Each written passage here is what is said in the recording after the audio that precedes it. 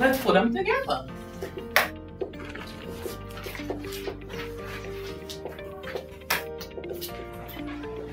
Let's put them together to get market equilibrium.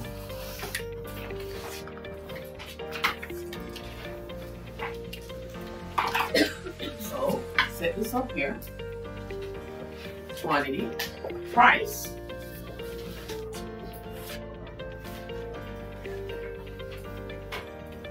Here is the buyer story that Daniel went through last week. That's the demand curve. What we just did was the seller's story. That's the supply curve. Where they meet and agree right here, X marks the spot. This is what's called equilibrium. And this is really important in econ. Where the buyers meet and agree. Now, what are they meeting and agreeing on? They're meeting and agreeing on the quantity. Let's call it Q star.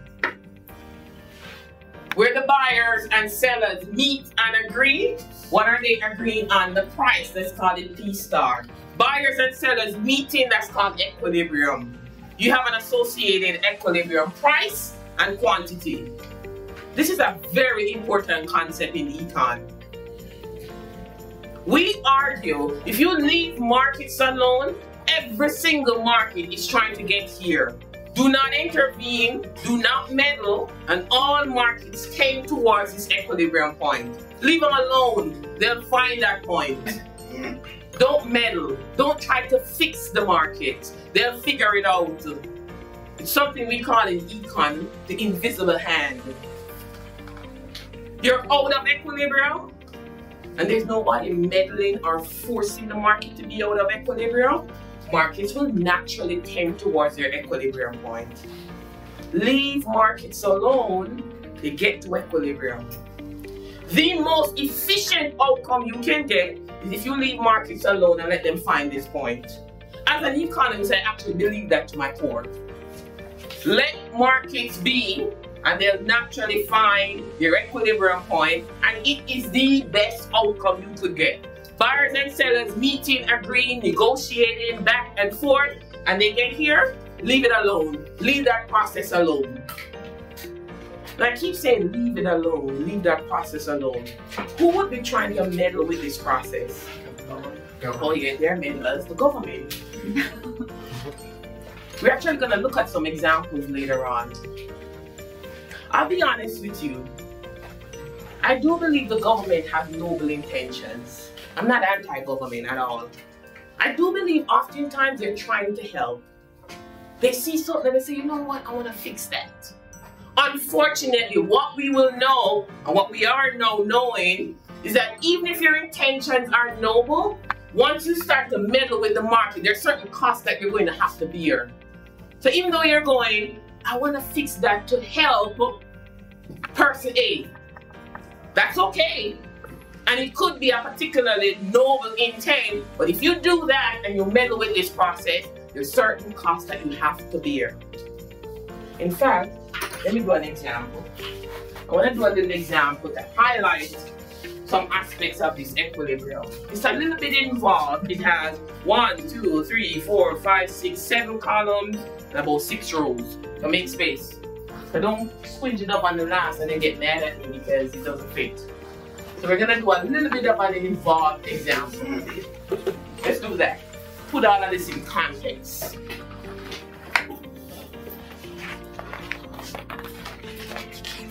Now, let's say we have some good X. Here's the price of X. We get that in there. Let's have the quantity demanded of X.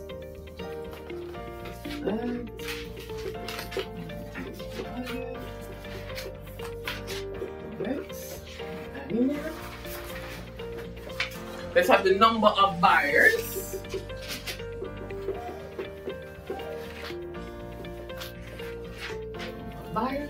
The price of X, quantity demanded of X, number of buyers. We get this in here. Market demand. We get that in there. Let me give you some data.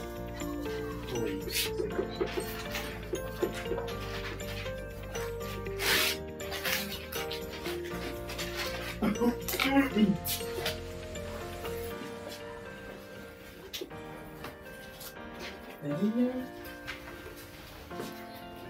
price of X, quantity demanded of X. 5, 4, 3, 2, 1. Get some more data in here.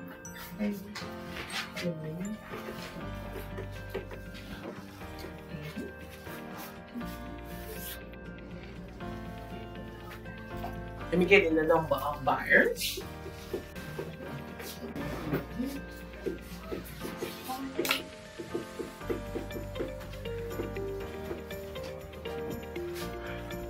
The price of X, quantity demanded of X, number of buyers, market demand, market supply. Here, I'm gonna have quantity supplied of X.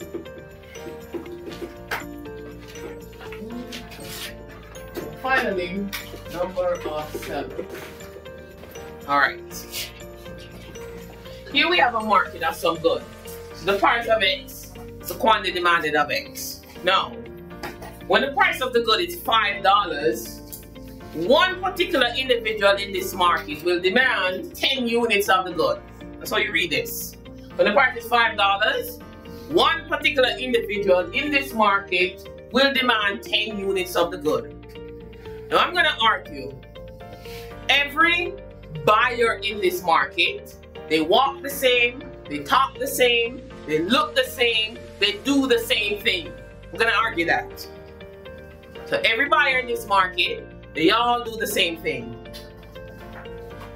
I am also going to argue that in this market, at every price level, we have 200 buyers. So we have this 200 here.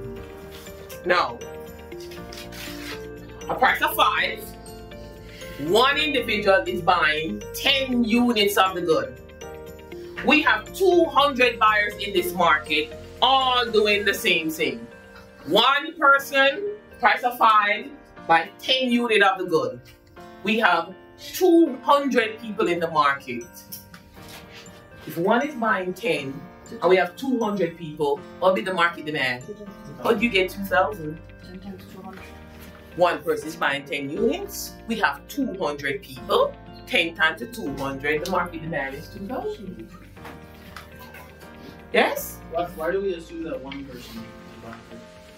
Because this is a demand scheduled for an individual. Yeah? We're just extrapolating out from that one person. Yes. They're representative of the group. And we want to put the entire market.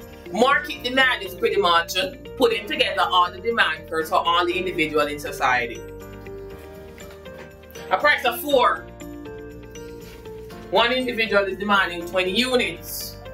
200 buyers, what's the market demand? 4,000. Everybody sees what I'm doing? I'm getting these numbers. Is anybody lost? You're going, how the hell did I get those in red?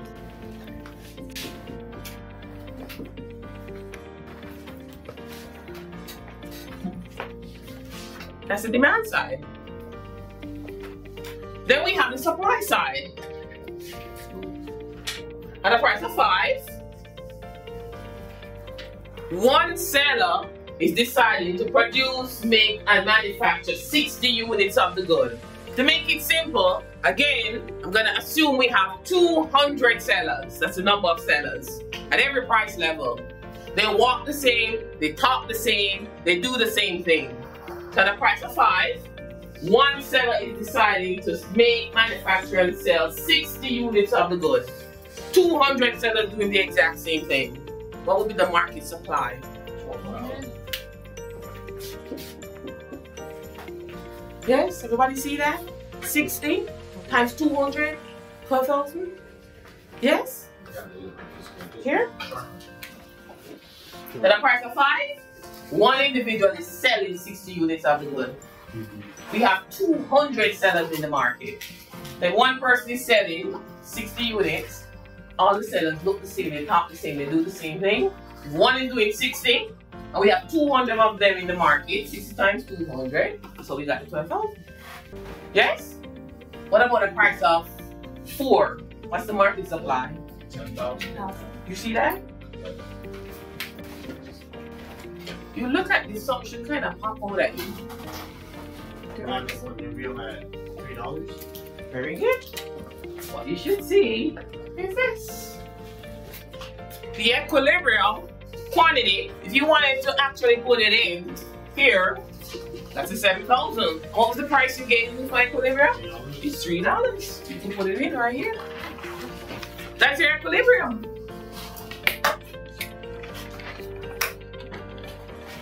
Buyers and sellers meeting and agreeing. Meeting and agreeing on the quantity, meeting and agreeing on the price.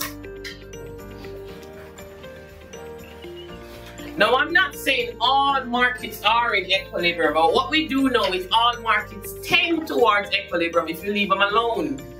But markets could be out of equilibrium too, that exists.